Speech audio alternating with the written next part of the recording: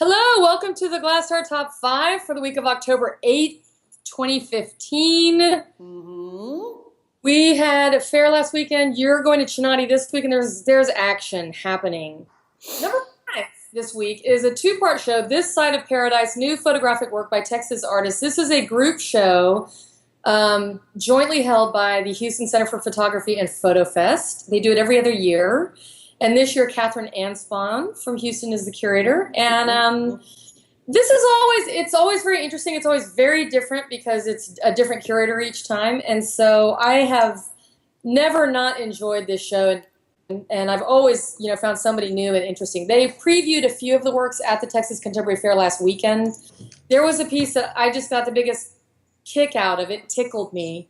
Carlo Zinzi, I think is from Austin. And it was a flying hot dog. And the weenie was like a stick of dynamite in a garden. Loved it. So number 4 this week is Chinati weekend in Marfa, Texas. Looking forward to my 10-hour road trip tomorrow. It's lectures, it's artists in residencies, it's open studios, it's it's a Mecca in the desert. It is a pilgrimage site for the 3 viewers who haven't been to Chinati. The fun thing about it is that you run into the same 5 people like over and over during the weekend. So Brandon, Zach, and I will be out there for the entire weekend. You will see us walking around and talking to people. We'll probably shoot some video. We'll do a bit of writing. We'll post our stuff from the center of town. Number 3 is Corpocracy at the Station Museum of Contemporary Art in Houston. This is a group show. The Station Museum is always a little bit of a mixed bag, but it's very great. And they are like always strongly doing politically active shows. They do not shy away from difficult subject matter. That is kind of their deal. This is a group show. Ron English is in it. Joshua Ocone, who we featured, he was out in El Paso.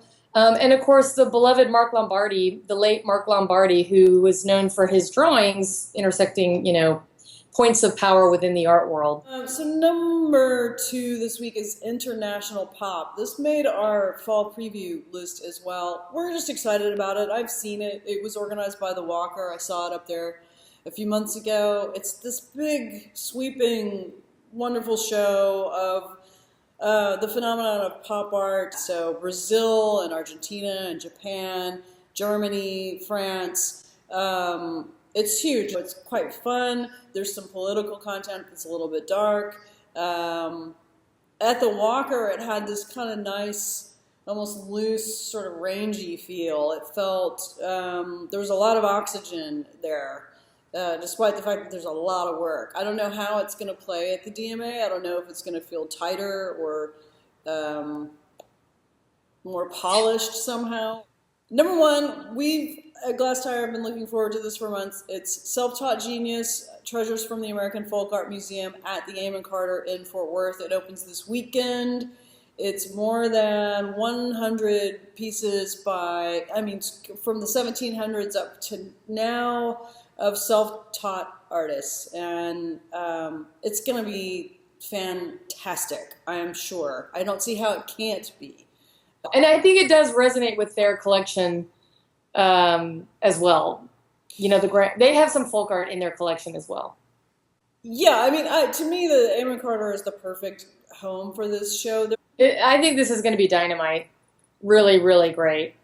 Well, the main reason I'm not going to Marfa is because I am going to be preparing for Off-Road, our first speaker series, or our first in a series of speakers, October the 17th, Saturday. Mark your calendars. Robert Irwin, the legendary Robert Irwin, and Michael Govan, who's the director of LACMA, are going to come to Texas and do a conversation.